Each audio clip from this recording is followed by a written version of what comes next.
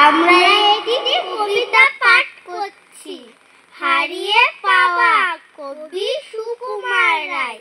ঠাকুর দাদার চশমা কোথায়? ওরে গনসা হাবুল ভোতা।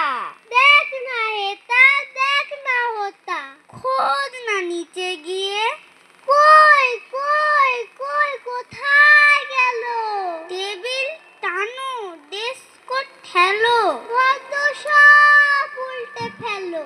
খোঁচাও লাঠি দিয়ে খুঁজছে নিচে পুজোর পিছে।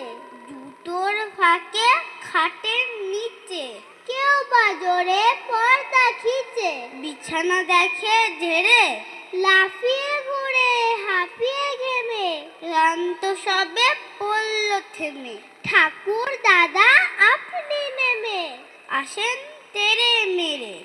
বলেন রেগে চশমাটা কি? ঠ্যাঙ্গ দিয়ে ভাগলো নাকি? খোঁজার নামে কেবল ফাঁকি। দেখছি আমি এসে যেমন বলা দারুণ রোষে। কপাল থেকে অমনি খসে। চশমা পরে তক্ত পোষে সবাই ওঠে হেসে।